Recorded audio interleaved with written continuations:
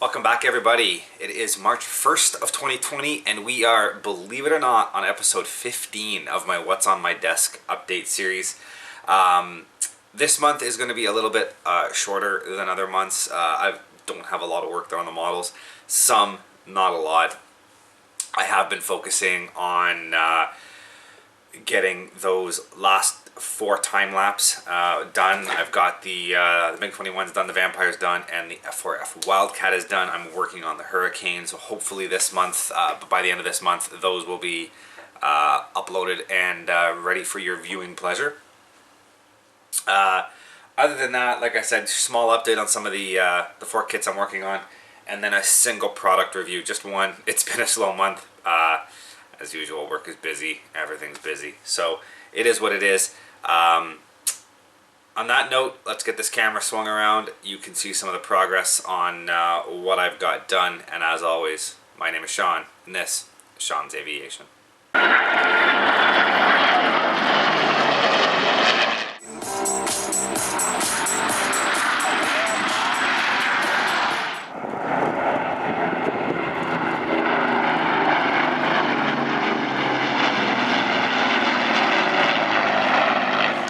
Here we are over to the desk. I'll start with the parts that I have out. It's not the same order I usually do, but I have these parts out. So we'll start with the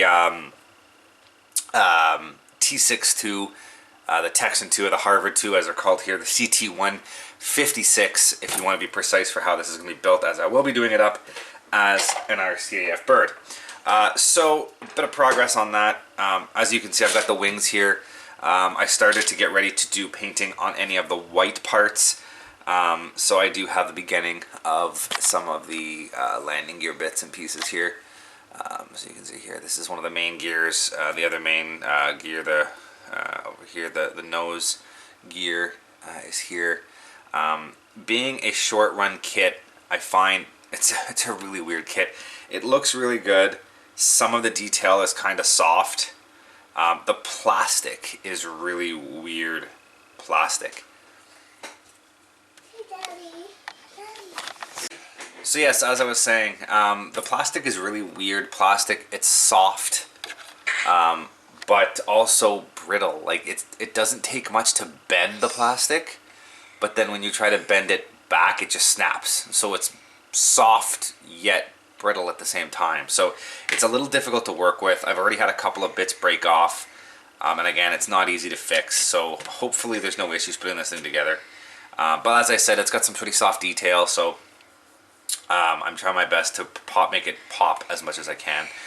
So I've got most of the interior painting done. So the ejection seats are done. So they are a resin ejection seat, so it turned out not too shabby. I've got the seats painted, the belts are painted. Once these get weathered with a black wash and a bit of a dry brush, everything should pop. The cockpit tub itself is done. The side panels are decals. Everything's been gloss coated and then decaled, so I do have to flat coat it after the final weathering, so it will be a little flat. Again, I'm on the fence with this. It does have a lot of detail, but being a decal, it is a flat detail, so it's hard to see how it's going to look until it's all put together and finished. The instrument panels were interesting. So you paint them the gray, you paint the instruments black, and then each individual, I'll zoom in a little bit so you can see it, each individual instrument is a separate decal that you then have to go through and install. It turned out okay, surprisingly. I thought this would look pretty bad when it was all done. But it did go together quite well. Once with a bit of black wash and some dry brushing, I feel like that'll be a pretty good instrument panel when it's all done. Just took forever to do each individual instrument over the course of, because it's a trainer, 2 instrument panels. So it took a little bit of time to do. Turned out okay. I'm not too upset with that, so I'll stick with it. So that's basically it. As I said, the fuselage, you can see I've got the inside painted gray, and then the outside detail is painted black, so it's all ready to be assembled. So right now, that's basically it. The gray's painted, I got the black painted, I did the seats detail, I got the cockpit decaled, the instrument panels decaled, and now I'm getting ready to paint the white landing gear and gear bays, as well as the wheel hubs. So a little bit of work. Yeah, you know, I've been poking away at it, so it is taking a little bit longer than I expected, but work is being done. So moving on, I will look at the F-18, because again, I haven't done much on that. The color scheme so far has been the same as the T6. The interior gray and then the black around the outside has been done. The Paras ejection seats, again, are the resin ejection seats. So I have them all done with their details. So again, with a bit of weathering, there's some decals on the side of the seats here to give it some extra detail. So once these are black washed and dry brushed, they should look pretty good. And as mentioned in some of the previous videos about this aircraft, we were missing some of the cockpit parts. So the cockpit tubs are missing. So I just built this floor. You can see here this floor out of sheet styrene, and then these are just little bits of sheet styrene to build up for the ejection seats to get the proper height inside the cockpit. And then I did install the lower parts to the Lex fence, so the Lex extension. So this piece was installed, puttied inside, and this piece was missing. So I have cut a piece of sheet styrene to the right shape, put it in, and then I've puttied and sanded a first coat. Once I get a coat of primer, I'll clean this area up a little bit more once I know what it's going to look like. So that's basically it. I've painted the cockpit gray, I've painted everything else black, and I've painted the ejection seats detailed. So it's a slow process, but you know, it does take time to get done, especially this beginning stage with all of the painting.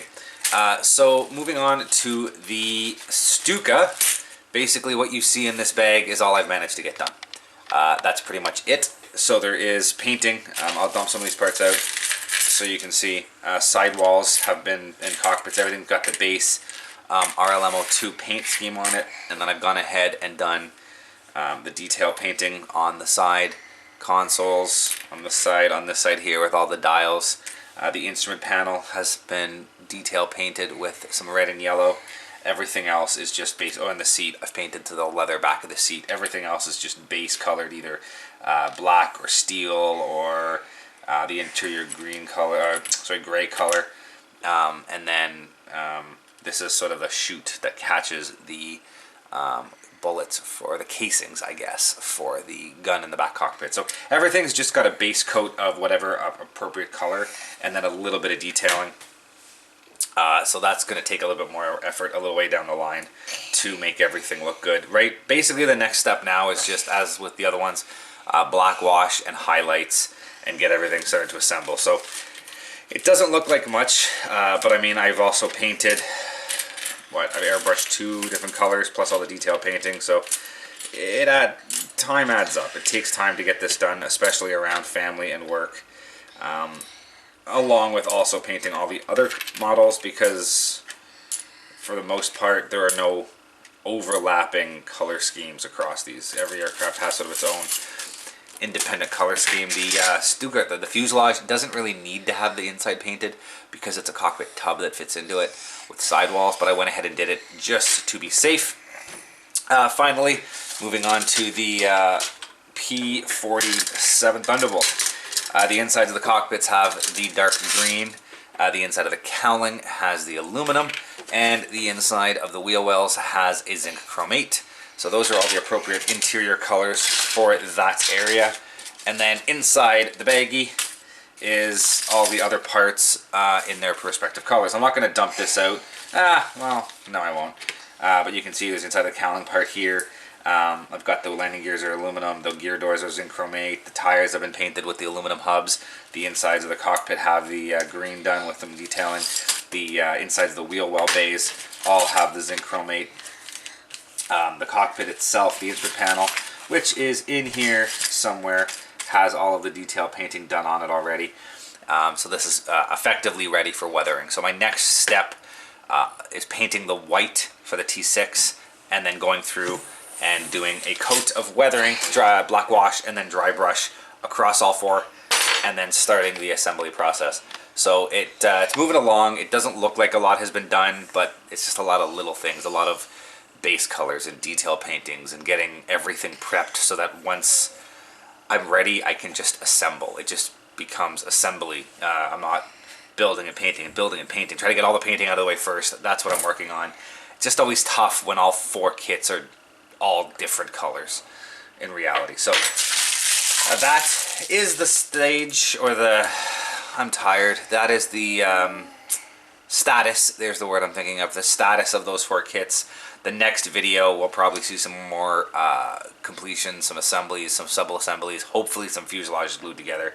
So I am moving along on those, so do not worry, I am getting work done. On that note, let's cut over to the next clip. You will see the one model that I have purchased. We'll take a look at that kit review, and we'll wrap this up for this month. So here we go, kit review. Okay, here we are for product reviews. I only have one. It's been a pretty slow month. Saving money. So yeah, I only got one new kit, and honestly, it was not a planned. It was literally just, oh my god, that's a great deal. I have to have it. Usually why I buy kits. Nothing's planned for this. I don't even know what I'm going to end up doing with it, but it was a good deal. What did I get? I got the Airfix P51D Early. Airfix has been around forever. My dad used to buy these things in bags for like 15 cents a kit when he was a kid back in the 1960s. So Airfix has been around forever. Recently they have definitely stepped up their game, and this is one of them. The other one you would have seen, if you go into my my build log, I don't have a time lapse of it, but if you go back to my the first couple of months I did a What's on My Desk update, you will see that I am building the Airfix Defiant, and that was also one of their newer kits with amazing detail. They have definitely stepped up their game. So this is their P51. They had a late version and now the early version. As I said, the detail is great in this thing. I haven't even opened this out of the box yet. I mean, the big difference before I go any farther between early and late is right here at the tail to fuselage junction. The later P51s have a fillet put in here, a little extension. It just helped strengthen a little bit of the rear fuselage and gave the aircraft some more stability. With the cut down rear fuselage, it lost vertical space, so they had a little bit of issues with lateral stability, as well as the fuselage being slightly weaker than earlier ones. So the fillet was added just to help with some strength and some extra stability. Very minor difference. There were not a lot of the early ones that had this without the fillet, so your options are a little limited, but I don't have one of those. I have every other version of Mustang basically except this early D, so I figured why not, let's do it. So as I said, the detail on this is amazing. I mean, I'll open up the plastic here so you guys can get a look at it.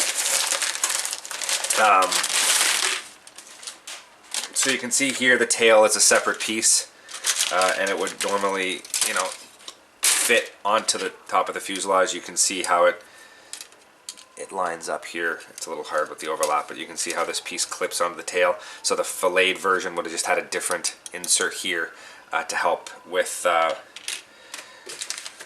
help create the actually, to tell you the truth, you know what I just realized? It comes with the filleted tail, so you can easily be able to see the difference if you look right there between the two tails. One with the fillet. Let me get cleaned up and I'll zoom in here a little bit.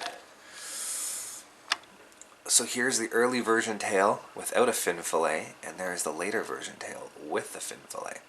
So this actually gives me the ability now to build two. I didn't realize that this was included. So I actually have either option now. I can do one or the other. So there you go. That's the main difference between the early and the late P51. This is one of the few ones that have this option. You don't see a lot of the early P51Ds available. So some of the things that, to me, wow, there's even another tail over here. I don't even know the difference between these two. This is an interesting kit. I have to say, I am impressed that there are this many options. Anyways, before my battery runs out, the one thing that Airfix has been doing that I'm a big fan of, you will see here you have gear doors in the open position, and they give you a full set of gear doors in the retracted position, so you're not trying to fiddle with little parts and you're not trying to cut them apart. You have both gear up and gear down landing gear doors so that you can do whichever one you want. You also have difference in flaps. You have flaps up and you have flaps down, which is also nice because there are some differences between the two. It's hard to scale one piece that can do both, so they give you the two options so that it's going to be accurate in scale. Another thing you don't normally see, it has a full gear bay. I'll zoom in here so you can take a look at this. The gear bays on the Mustangs are usually done wrong, because if you look at the size of the gear door, you see the size of the opening.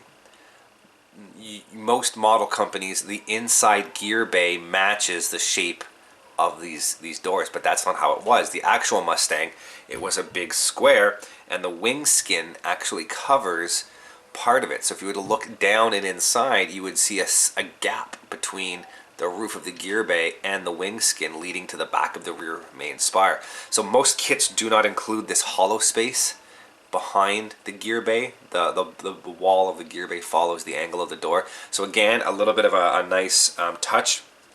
The detail is good. You can see they've got all the plumbing lines. The main spire has a lot of action going on. The pilot is actually pretty well molded. He looks really well. There's even a hollow space where his oxygen mask is. So lots of good detail. You can see here on the bottom of the wing. Let's get some light on that so you can actually try to get a good look at it. See if you can see it. There's lots of nice engraved detail. There's spots for mounting of the rockets that you would have as an option for later aircraft. It's not included in this one as it's an early one, but you do have the spots where you can cut out in case you do want to add them. Sidewall details, really well done for the inside of the cockpit. Lots of nice detail. The gear door, again, you can see the inside of the bay has lots of little details for the wheel well bays. Really, really well done. The fuselage, same as the wing. It's got nice engraved detailing. You know, I mean, in reality, it's a little thick in terms of real life, but for a scale model, that's a nice thickness. It holds a nice wash, but it's not a massive trench. You got lots of options for drop tanks. You've got both the paper drop tanks, and I think these are 110-gallon paper and a 75-gallon metal.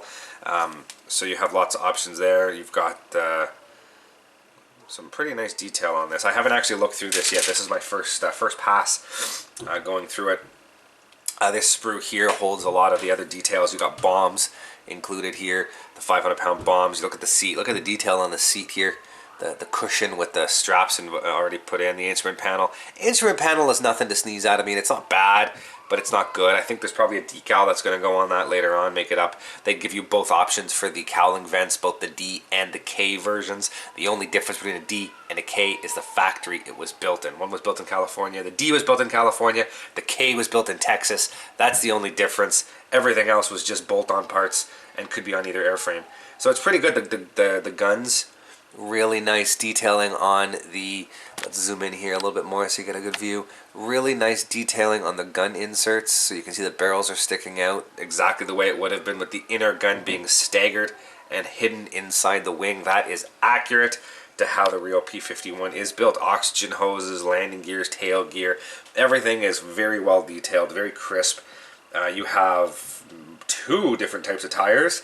You've got both a diamond tread and a linear tread for tires. So this is really, really well done. I'm very impressed. Now, I'm going on and on and on about how great... Oh, before I continue, you also have... I'm not too sure why there are two different front canopies.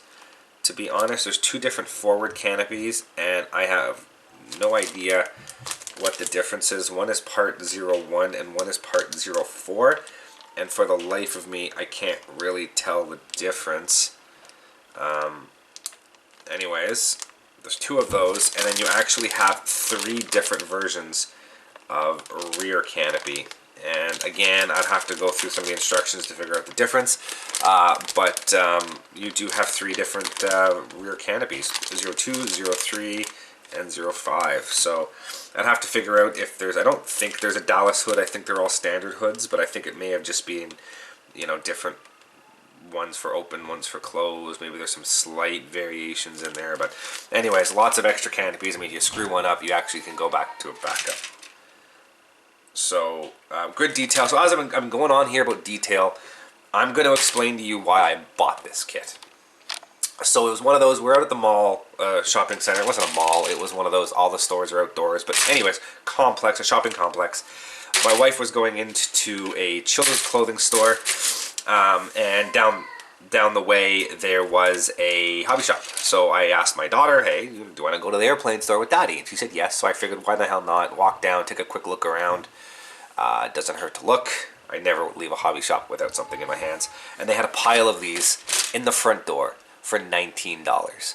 Regular price $39.99, on sale for like $29.99 or something, or $24.99 I think it was.